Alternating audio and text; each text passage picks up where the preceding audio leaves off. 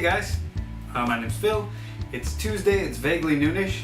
Well, this week, I thought I would do a quick Tuesday at noon video all about drum hoops and different kinds and what they do. I don't have all of them. I'll go through what I do have just lying around and quickly talk about what I don't, right? Now, the very first drum hoop, as far as the snare drum goes, in the old marching drums, it would have been just a wooden hoop. It's much like a bass drum now, but with a hole through which tensioning ropes would have gone through. Hey buddy, here's our new pal. But from there, we kind of evolved into different kinds of hoops along the way, metal ones for the most part. And eventually we got to the point where we've got ones like this drum here, which are what are called triple flanged hoops. A flange in a piece of metal is any time you bend the outside of that piece of metal, right? Yeah, so this one is what's known as a triple flanged hoop because starting at the bottom, it flanges in, so that's one, up for two, and then back out for three. And these bends give the hoop some strength and stability. Now, triple flange hoops generally come in three different thicknesses. 1.6 mil, 2.3 mil, and 1.6, 2.3, and 3. Yeah, 3 mil. They come in a variety of materials. Most common being just steel, essentially. These are powder coated orange just because, well, just because, really. But yeah, so triple flange hoops strike a nice balance between rigidity and tuning stability, while at the same time being flexible enough to kind of project well, right? Now, if you want a drum to be more rigid in its tuning, hey buddy, you want to go up to what are called die-cast hoops. Die-cast hoops are literally die-cast. They're made one piece. They're essentially kind of poured molten, and then, you know, there you go. They're cast in a die. It's a mold. It's like making chocolates, essentially, but with metal. Die-cast hoops are very good for holding the tuning because they're much more rigid and they don't flex.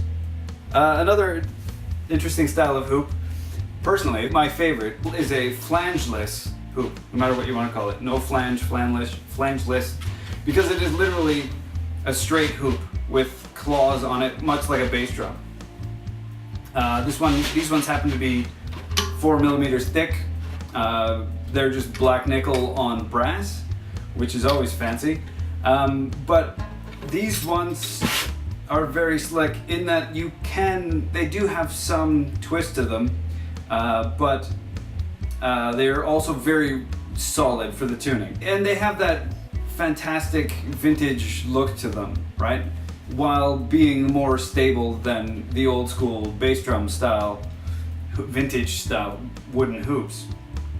The downside of these, of course, is coming across it, you can see that the head of the tension rod sticks up slightly above the claw. If it's dropped on one of these, it will push the tension rod straight into the lug and can do some damage. It's a pain in the ass to deal with. Can I help you? No? You're good? Okay. Another style of hoop that I also like, these are known as like the Yamaha or the block style wooden hoops. Stability wise, it's a bit better than triple flange, not quite as good as die-cast hoop. There's a lot of stuff in there. I love these for a lot of jazz. What's up, dude?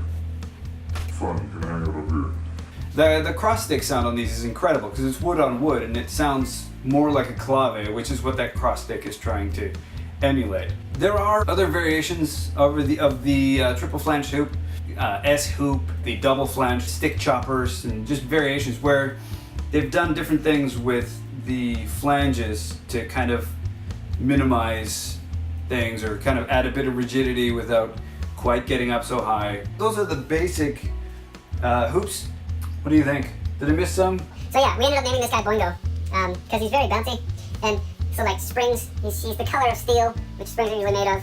And I'm a big Danny Elfman fan, so Oingo Boingo. Yeah, Boingo. He's my assistant's apprentice. and we'll see how he fits into the company. I'll probably name something after him as well. But yeah, so that's about it for this week. If you like what I'm doing, share and like the video, leave a comment down below, tell me what you like, what you don't like, leave suggestions if you want. I'll address just about anything anybody says, I do see them. Subscribe to the channel, tell everybody you know.